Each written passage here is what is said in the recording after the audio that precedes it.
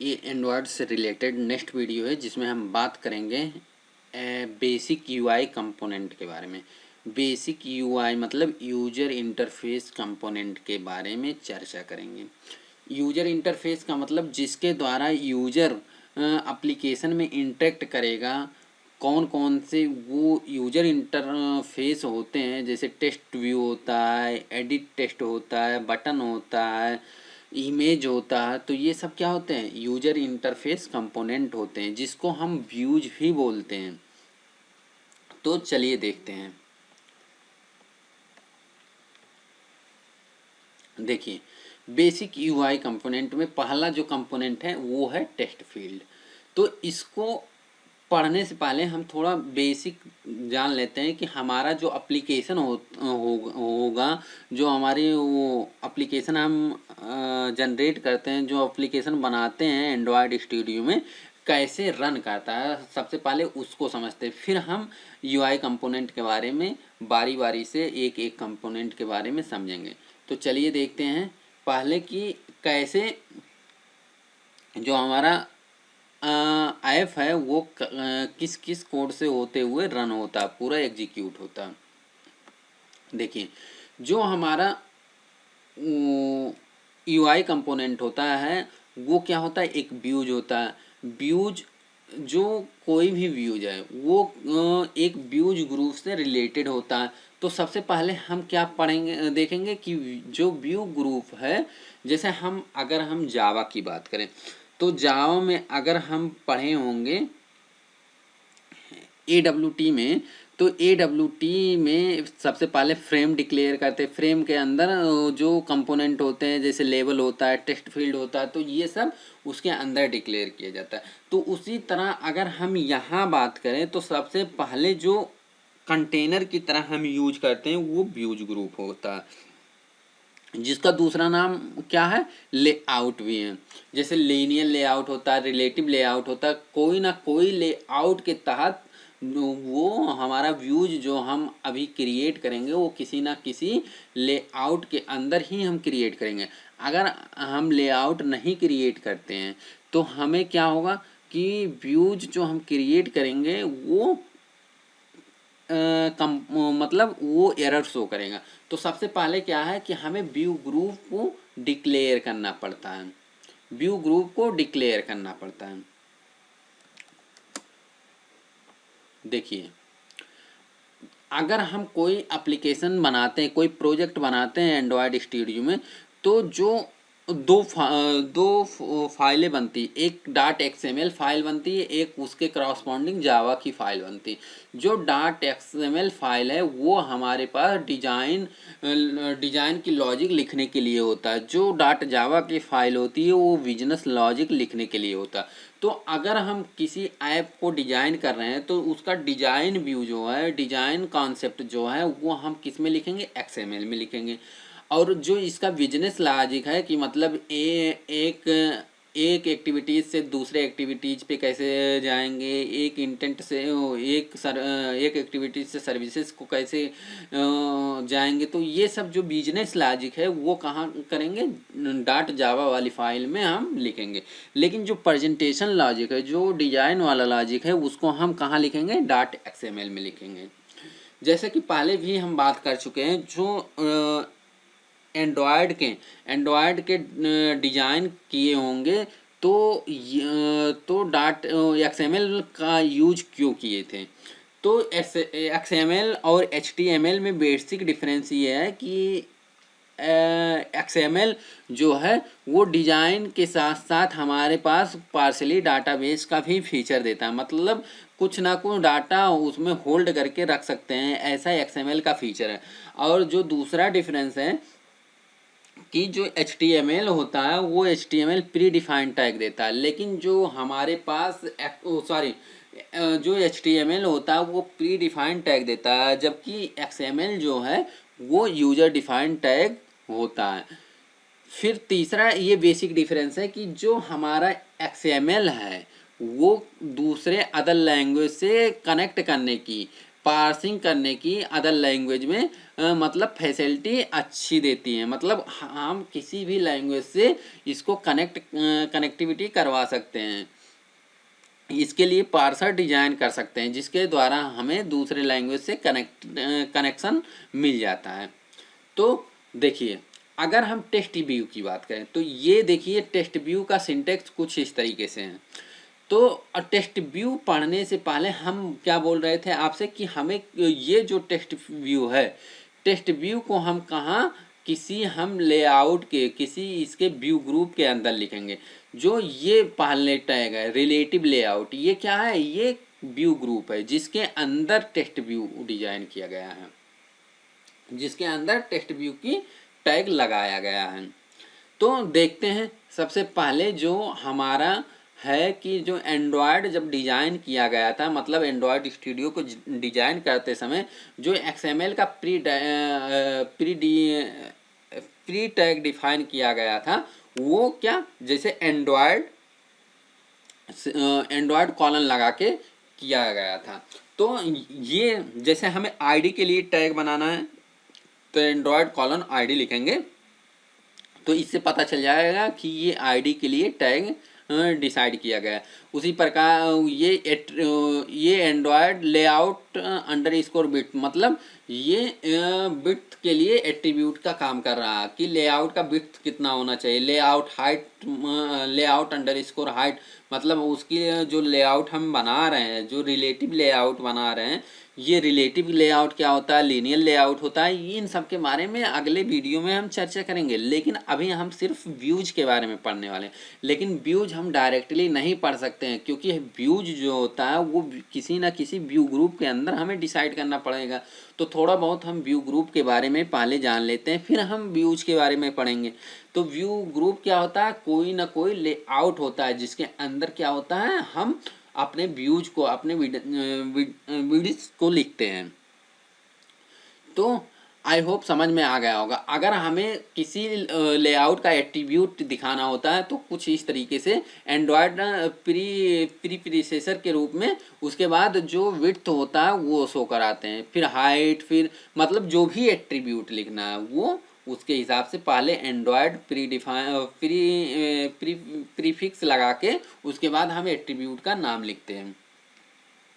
तो देखिए जो रिलेटिव लेआउट है, देखिए यहाँ ओपनिंग टैग लगा है, ओपनिंग टैग यहाँ क्लोज है, तो सॉरी ओपनिंग टैग यहाँ से लेके यहाँ तक है, फिर क्लोजिंग कहाँ है रिलेटिव लेआउट का, यहाँ सबसे नीचे है। तो इसके अंदर ही हम टेक्स्ट व्यू को शो कर रहे हैं। तो मतलब क्या हुआ कि जो टेक्स्ट व्यू हमारा है, सॉरी जो टेक्स्ट व्यू है एक व्यू है, जो रिलेटिव लेआउट है वो हमारा व्यू ग्रुप है। तो जो सबसे टॉप मोस्ट कंटेनर होता है वो क्या होता है, लेआउट ही होता है। लेआउट के अंदर हम व्यूज के बारे में डिसाइड करते हैं।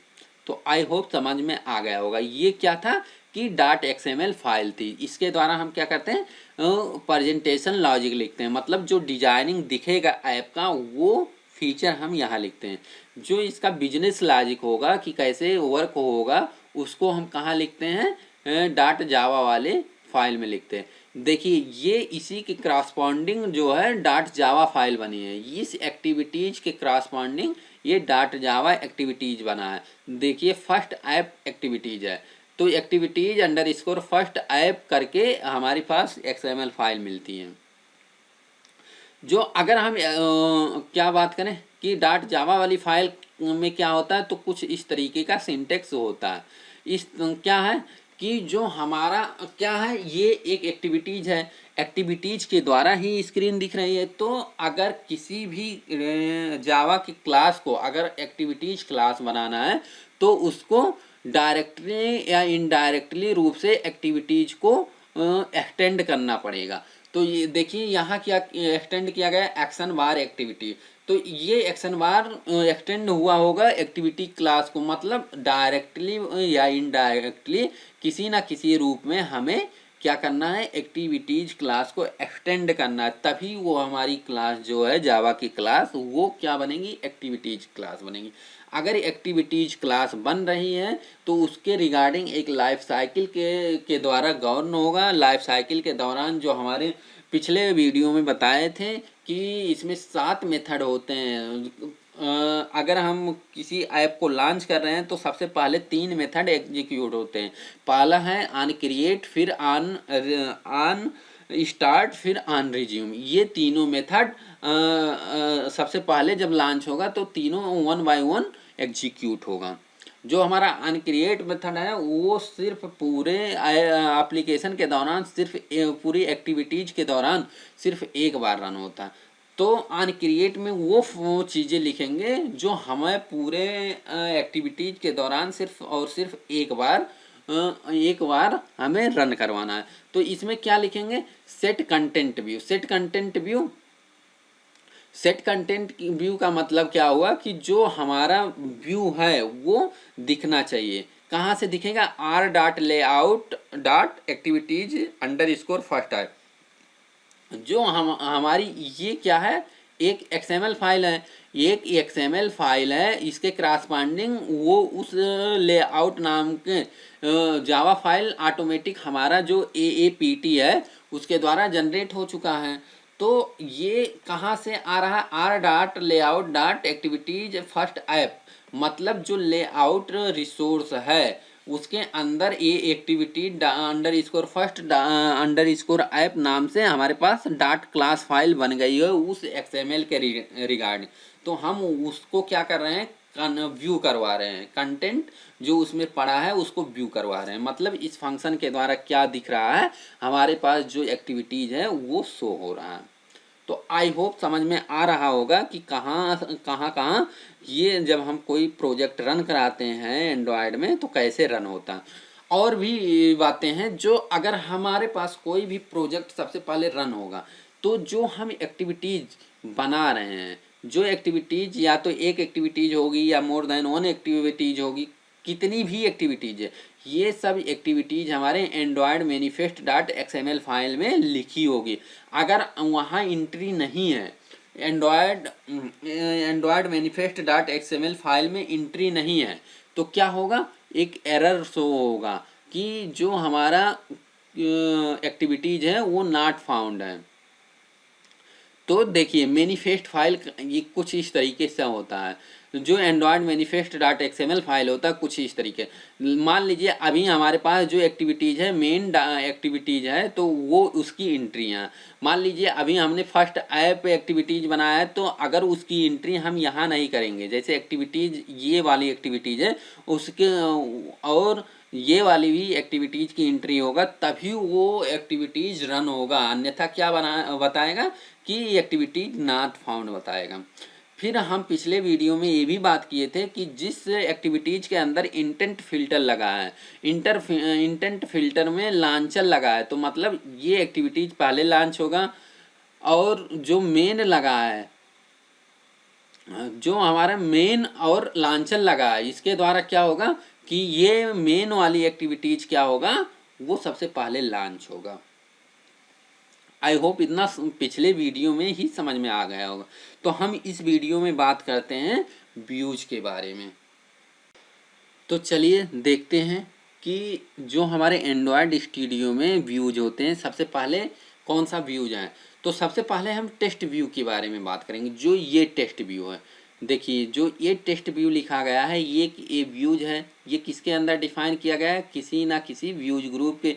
जो यहाँ व्यूज ग्रुप डिफाइन है वो रिलेटिव लेआउट है। तो हम सिर्फ और सिर्फ आज अभी बात करने वाले हैं सिर्फ इस टेस्ट व्यू के बारे में।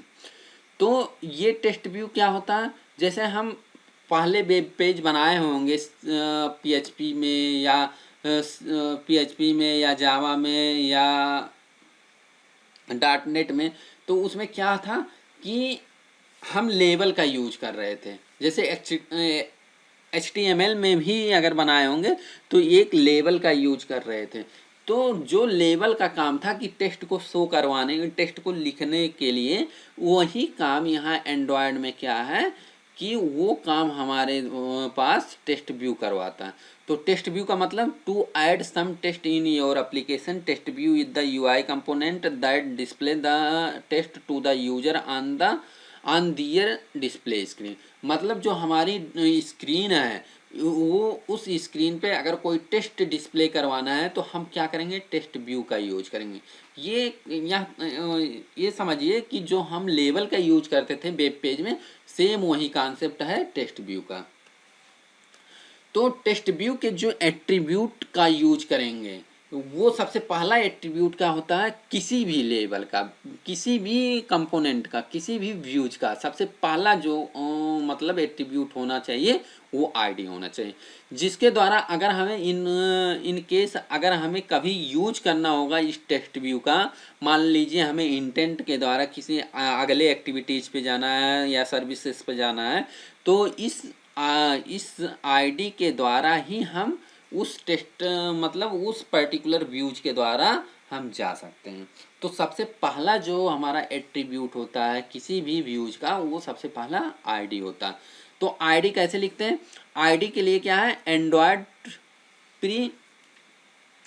प्रीफिक्स है किसी भी एट्रीब्यूट का, तो एंड्रॉयड सेमीकोलन आईडी लिखा है इक्वल। अब ये क्या है, पूरे आईडी का, वो आईडी का नाम है। देखिए सबसे पहले अगर हम आईडी बनाते हैं तो ये @ प्लस आईडी बैकस्लेस जरूर लिखते हैं। उसके बाद ये क्या है, टेस्ट आईडी मतलब आईडी का नाम है। तो एक तरह से ये समझिए ये पूरा क्या है, आईडी का नाम है। फिर अगला क्या है कि जो हमारा टेस्ट व्यू है उसकी हाइट और विड्थ कितनी है वो डिफाइन करते हैं। तो अगर हमारे पास क्या है, लेआउट विड्थ जो हमारी क्या है, टेस्ट व्यू का विड्थ है वो 300 डीपी। 300 डीपी का मतलब वो क्या है, डीपी का मतलब यहाँ क्या होता है, डेंसिटी इंडिपेंडेंट पिक्सल। जैसे हम किसी वेब पेज में पीएक्स का यूज करते थे, पीएक्स का मतलब पिक्सल।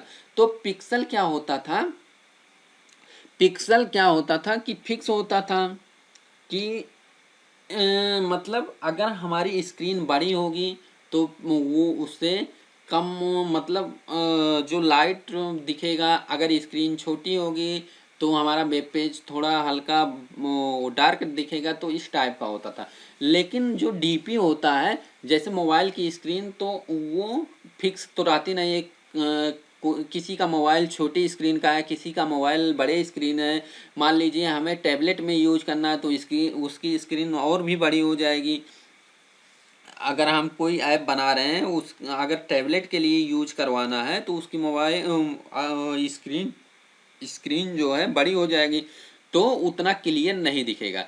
तो इसीलिए हमें क्या यूज करना पड़ता है, डीपी। जो यहाँ यूनिट है, जैसे पिक्सल यूज होता था, उसी तरह अगर हम एंड्रॉयड में बात करें तो डीपी और एसपी का यूज करते हैं। डीपी पूरे डिजाइन के लिए यूज होता है, एसपी और टेक्स्ट की साइज के लिए यूज होता है। तो डीपी का फुल फॉर्म क्या है, डेंसिटी इन इंडिपेंडेंट पिक्सल। तो जो एक मान लीजिए अगर 160 पिक्सल का अगर हमारे पास स्क्रीन है तो उसकी जो डीपी होगी वो 160 डिग्री 160 डीपी होती है। तो उस हिसाब से अगर हमारे पास स्क्रीन बड़ी हो जाती है तो डीपी के अकॉर्डिंग वो फोटो अच्छा दिखेगा। मतलब डीपी इंडिपेंडेंट होता है लेकिन पिक्सल वेरी होता रहता है हमारी स्क्रीन के साइज के अकॉर्डिंग। तो जो हमारा टेस्ट व्यू है, मतलब टेस्ट व्यू जो दिखेगा ये इतने विड्थ का दिखेगा और इतने हाइट का दिखेगा। और जो उसमें टेस्ट प्रॉपर्टीज है, टेस्ट एट्रीब्यूट है, उस टेस्ट व्यू में हेलो वर्ड लिखा होगा, हेलो अंडरस्कोर वर्ड लिखा होगा। जो टेस्ट का कलर दिखेगा वो क्या दिखेगा, होलो ब्लू डार्क, मतलब कुछ डार्क टाइप का कलर दिखेगा। फिर जो कलर का हाईलाइट, उस कलर को टेस्ट कलर को अगर हाईलाइट कर देंगे तो प्राइमरी टेस्ट डार्क दिखेगा, कुछ नीले टाइप का। फिर अगर हमें क्या देना है, कुछ सेंटर में वर्टिकल देना है कि मतलब ट्रू रखेंगे तो वो वर्टिकल में ट्रू होगा। अलाइन तो ये मतलब कोई ज़रूरी नहीं, ये एट्रीब्यूट लगाना कोई ज़रूरी नहीं है। सब कुछ एट्रीब्यूट ऑप्शनल है, अगर हम एट्रीब्यूट लगाएं या ना लगाएं वो अलग अलग केस में डिपेंड करता है। अगर टेस्ट की साइज बढ़ाना चाहते हैं तो ये एक प्रॉपर्टीज होती है टेस्ट साइज करके, उसे हम क्या करेंगे, टेस्ट की साइज बढ़ा सकते हैं। यहाँ चाहे तो हम 50 SP भी कर सकते हैं, 50 DP भी कर दिए तो कोई दिक्कत नहीं। तो हमें ये समझना चाहिए, अगर हम जहाँ स्केल की बात करेंगे, टेस्ट साइज की बात करेंगे, वहाँ SP यूज करेंगे, और जहाँ हमें डिजाइनिंग के द्वारा मतलब देखना है विड्थ हाइट ये सब, वहाँ DP का यूज करेंगे। तो आई होप पूरा समझ में आ गया होगा टेस्ट व्यू क्या होता है, टेस्ट व्यू की प्रॉपर्टीज कौन कौन से होते हैं, और भी प्रॉपर्टीज हो सकती हैं। हम थोड़ा सा सिर्फ डिस्कस किए हैं कि हम प्रॉपर्टीज को कैसे लिखते हैं। तो एंड्रॉयड प्रीफिक्स लगा के कोई भी उसका जो एट्रीब्यूट होगा उसके बाद लिखते हैं। उसके बाद अगर टेस्ट है तो टेस्ट क्या होना चाहिए, अगर मान लीजिए अभी हम नेक्स्ट बात करेंगे तो एड टेस्ट का। तो देखिए यहाँ पूरा हम संक्षिप्त में लिख भी दिए हैं कि किस एट्रीब्यूट का क्या काम है। तो अब चलिए बात करते हैं एडिट टेक्स्ट के बारे में। जो अगला व्यू है एडिट टेस्ट, जो हमारे वेब पेज में इनपुट टाइप के लिए टेस्ट यूज होता था, वही सेम कॉन्सेप्ट यहाँ क्या है, एडिट टेस्ट। मतलब वो टेस्ट का फील्ड, वो टेस्ट का व्यू जिसको हम एडिट कर सकते हैं, मतलब कुछ लिख सकते हैं, उसको क्या बोलते हैं, एडिट टेस्ट। तो देखिए कुछ लिखा गया है, this is used when you want to take some input from the user. तो इसको कब हम यूज करेंगे, जब हमें यूजर के द्वारा कुछ इनपुट लेना होगा। We can create a edit text instance by declaring to inside a layout or the instanting in the programmatically। मतलब जो एडिट टेस्ट है इसको हम डॉट XML या डॉट जावा फाइल से दोनों से भी क्रिएट कर सकते हैं। तो सिंपल सा समझिए, अगर हमें एडिट टेस्ट बनाना है, अगर हमें एडिट टेस्ट क्रिएट करना है तो हम XML में ही ज़्यादातर क्रिएट करेंगे। अगर हमें कोई एडिट टेस्ट के अकॉर्डिंग बिजनेस लॉजिक लिखना होगा, कभी हमें ज़रूरत पड़ेगी तब सिर्फ एडिट टेस्ट बने, तो उसके लिए हमें डॉट जावा फाइल में जावा की क्लास फाइल में लिखना पड़ेगा। तो जैसा जैसा टेस्ट व्यू था सेम उसी तरह का कुछ है एडिट टेस्ट। लेकिन एडिट टेस्ट में क्या, ये यूजर से इनपुट लेगा, लेकिन टेस्ट व्यू में वो जो स्क्रीन पे टेस्ट दिखेगा उसके लिए यूज किया जाता है। तो सबसे पहले एडिट टेस्ट की आईडी हमें लेना पड़ेगा। तो मान लीजिए उसकी आईडी सिंपल एडिट टेस्ट ले लिए। अब देखिए इसकी हाइट और विड्थ, मतलब ये तीन एट्रीब्यूट जो है, ये तीन प्रॉपर्टीज किसी भी व्यूज के लिए कंपलसरी है। तो सबसे दूसरा क्या है, हाइट। तो हाइट में क्या लिखा है, रैप कंटेंट, और विड्थ में क्या लिखा है, मैच पेरेंट। अब ये समझ लेते हैं रैप कंटेंट क्या होता है, मैच पेरेंट क्या होता है। सबसे पहले हम मैच पेरेंट को समझते हैं। मैच पेरेंट का मतलब क्या हुआ कि कोई भी पेरेंट यूज कर रहे हैं, मतलब छोटी स्क्रीन यूज कर रहे हैं या बड़ी स्क्रीन यूज कर रहे हैं या मीडियम साइज का स्क्रीन यूज कर रहे हैं, किसी भी तरह का हम स्क्रीन यूज कर रहे हैं, उसमें क्या हो जाए, मैच हो जाए। मतलब पूरी पूरी स्क्रीन पे उसकी विड्थ क्या हो जाए, पूरी हो जाए, पूरी स्क्रीन के इक्वल हो जाए। तो मैच पेरेंट का यूज जब हम करते हैं, मान लीजिए हमें कहीं स्क्रीन पे पूरा यूज करना है, पूरी स्क्रीन में कहीं भी मतलब पूरी जगह को कवर करना है, तो हम वहाँ मैच पेरेंट का यूज करेंगे। तो अगला है रैप कंटेंट। रैप कंटेंट का मतलब जो टेस्ट हम डालेंगे, मान लीजिए एडिट टेस्ट में कुछ टेस्ट डालने हैं, मान लीजिए एक लाइन में डालने हैं, तो उस लाइन के बराबर जो रैप है, रैप का मतलब जो हम इंटर करेंगे उसके अकॉर्डिंग, वो कंटेंट के अकॉर्डिंग रैप होगा। और मान लीजिए अगर हम 2-3 लाइन में टेस्ट दे रहे हैं, तो हमारे उस कंटेंट के अकॉर्डिंग जो हाइट होगा वो होगा। आई होप समझ में आ गया होगा कि हम रैप कंटेंट और मैच पेरेंट का यूज कब कब कहाँ करेंगे। हमें जहाँ पूरी स्क्रीन पे दिखाना होगा वहाँ मैच पेरेंट का यूज करेंगे। अगर हमें कोई कंटेंट के अकॉर्डिंग फील्ड दिखानी होगी तो वहाँ हम क्या करेंगे, रैप कंटेंट करेंगे। अगला जो प्रॉपर्टीज है टेस्ट एडिट टेस्ट का क्या होगा, हिंट प्रॉपर्टी। हिंट प्रॉपर्टी के द्वारा जैसे क्या होता है, जैसे हमारे टेस्ट वेब पेज में क्या होता है, वाटर मार्क होता है, उसी तरह यहाँ जो एंड्रॉयड ऐप में वो होता है वाटर मार्क की तरह यूज किया जाता है, उसको क्या बोलते हैं, हिंट। हिंट प्रॉपर्टी के द्वारा जो वो टेस्ट फील्ड में जो एडिट टेस्ट में दिखेगा इंटर योर नेम, लेकिन अगर कोई कर्सर लेके जाके कोई नाम हम इंटर करेंगे तो वो ऑटोमेटिक गायब हो जाएगा। मतलब वहाँ धुंधला सा लिखा होगा, लेकिन अगर हम इंटर करेंगे कीबोर्ड के द्वारा तो वहाँ कुछ नहीं लिखा होगा। फिर क्या है, text colour hint. Text colour hint का मतलब कि जो हिंट वाला टेस्ट है उसकी कलर क्या हुआ है, तो वो इस प्रॉपर्टी के द्वारा लगा सकते हैं।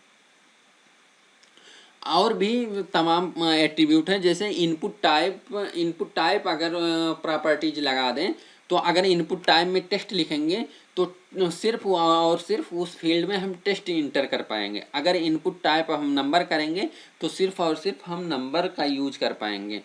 इनपुट टाइप डेट टाइम कर दे तो सिर्फ और डेट और टाइम को हम वहाँ लिख पाएंगे।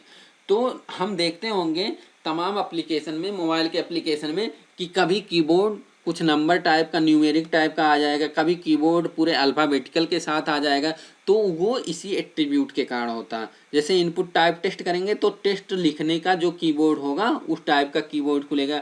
अगर इनपुट टाइप लिखेंगे नंबर तो वो जो नंबर सिर्फ लिखने का कीबोर्ड होगा उस टाइप का कीबोर्ड खुलेगा। तो आई होप समझ में आ गया होगा। हमने यहाँ शो नहीं किया वो अलग बात है, लेकिन हम बता दिए हैं।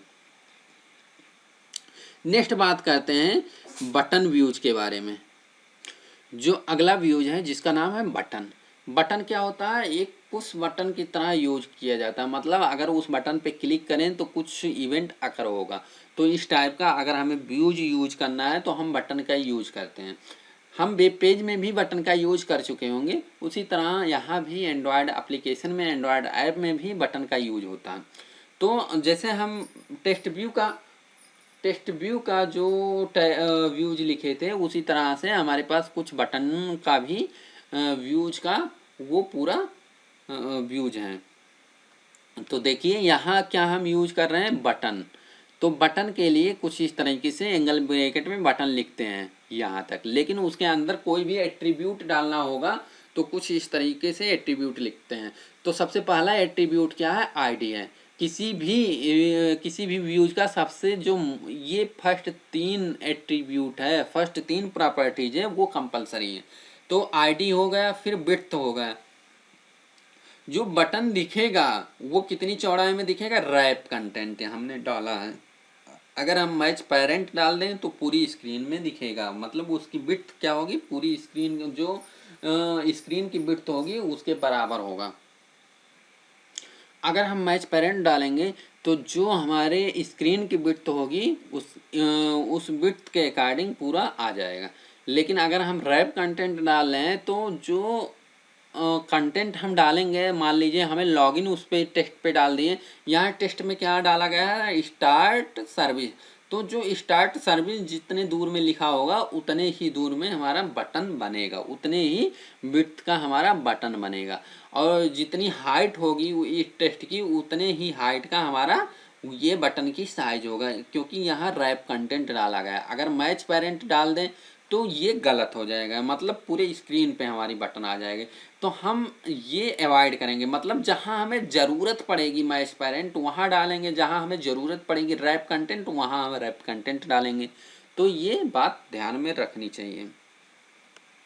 अगर हमें मार्जिन दिखाना है, अगर लेआउट मार्जिन कर दें तो ये चारों तरफ से मार्जिन आ जाएगी, लेकिन अगर हमें लेफ़्ट से करना है तो मार्जिन लेफ़्ट करेंगे तो सिर्फ लेफ़्ट से, टॉप से करेंगे तो सिर्फ टॉप से मार्जिन आएगी उस बटन में।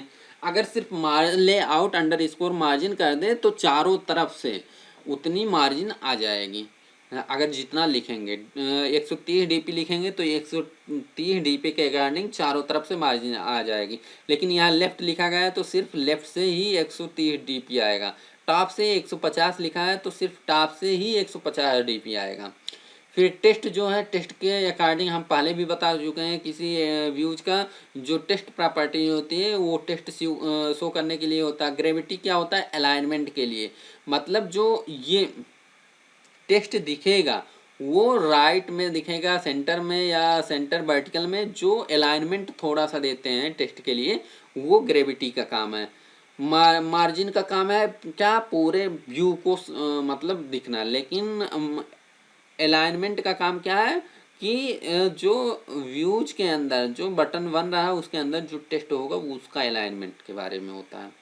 टेक्स्ट साइज अगर छोटी पड़ रही होगा तो टेक्स्ट साइज प्रॉपर्टी के द्वारा हम उसकी यहाँ बढ़ा सकते हैं। जैसे यहाँ 20 SP लिखा गया है तो 20 DP भी यूज कर सकते हैं। लेकिन अगर हमें टेक्स्ट के बारे में बात करनी चाहिए तो टेक्स्ट के लिए हमें SP ही यूज करना चाहिए, DP नहीं यूज करना चाहिए। अगर हमें टेक्स्ट की कुछ स्टाइल भी देना है तो हम टेक्स्ट स्टाइल करके दे सकते हैं, बोल्ड, इटैलिक या नॉर्मल कुछ भी दे सकते हैं। तो आई होप ये पूरा समझ में आ गया है बटन से रिलेटेड एट्रीब्यूट। तो कुछ बटन व्यूज अगर हम जहाँ हमें बनाना पड़ेगा कुछ इस टाइप का, बट हम पूरी कोडिंग करेंगे। आई होप पूरा समझ में आ गया होगा। तो चलिए अब इसी पे वीडियो को समाप्त करते हैं। वीडियो को समाप्त करने से पहले इस वीडियो का QTB पूछ लेते हैं कि जो हमारा ये देखिए जो लेआउट विड्थ लिखा गया है वो रैप कंटेंट लिखा गया है, लेआउट हाइट लिखा गया है, रैप कंटेंट लिखा गया है। अगर इन दोनों में रैप कंटेंट लिखा गया, अगर हम दोनों में मैच पेरेंट लगा दें तो क्या गलती हो जाएगी? अगर गलती हो जाएगी तो किसके लिए मैच पेरेंट, किसके लिए सिर्फ मैच पेरेंट करेंगे, किसके लिए रैप कंटेंट करेंगे? इस वीडियो को मतलब इस QTB का कमेंट आप लोग कमेंट सेक्शन में कीजिए और वीडियो को ज़्यादा से ज़्यादा शेयर करिए ताकि दूसरे लोग भी देख सकें, दूसरे लोग भी बेनिफिट ले सके इस वीडियो का। वीडियो देखने के लिए थैंक यू।